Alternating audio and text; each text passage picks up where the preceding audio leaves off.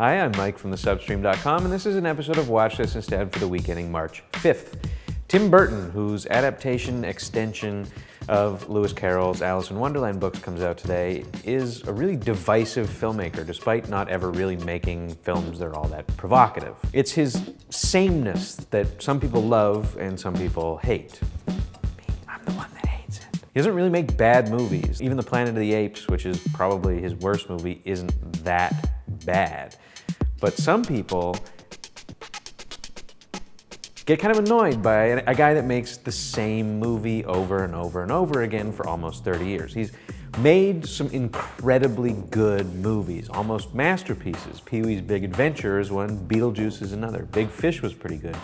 But especially lately, he seems to just be sticking to the same formulaic aesthetic of black curly cues and spirals and stripes and goofy eyeballs and makeup jobs and letters in titles that are kind of crooked and bent and don't ever align just properly. And all those movies seem to star the same actors. His partner, Helena Bonham Carter, and his, I guess, non-romantic partner, Johnny Depp. To some people, it's a great, vibrant, unique aesthetic, and to other people, it's a really carefully crafted, managed brand of gothic weirdness that gets really tiring.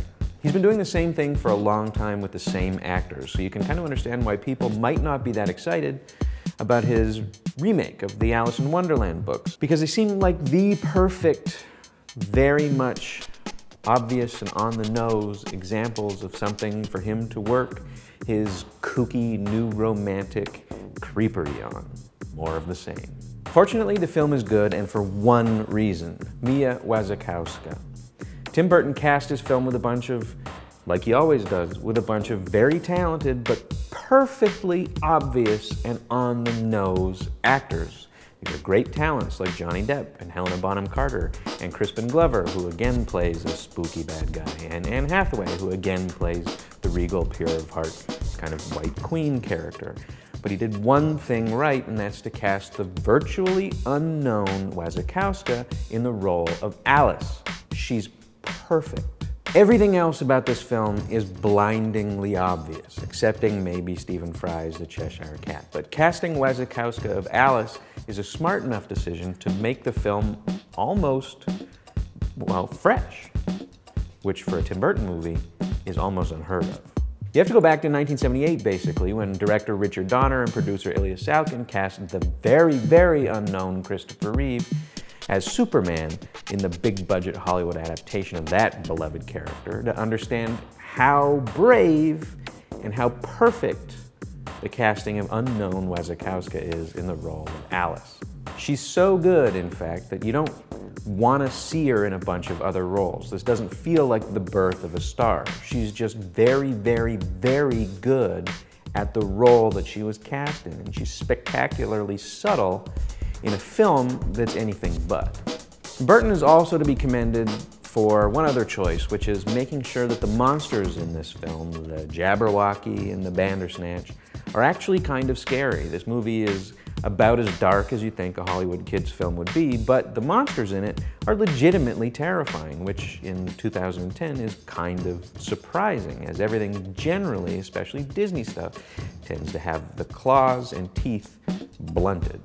What's missing, though, is the deep, alienating sense of weirdness that truly good examples of this genre can create. And I'm talking about the eldritchness of a film like The Dark Crystal, or more specifically, Labyrinth. Depp and Carter are too familiar to us. They're giant stars, and they work with Burton all the time, doing stuff that's very similar to what they're doing in this film. And the effects in the film are too plasticine and unfortunately too fake to create the real sense of weirdness that the vision, albeit kind of funny and goofy, but also somehow legitimately terrifying, of a guy like David Bowie in a giant wig and leotards with a giant bulge in his crotch, the thin white dupe scaring the shit out of you, waving around a clear ball, can create. It's close. Wasikowska gets it much, much, much closer than a bunch of other more obvious starlet choices would have gotten it.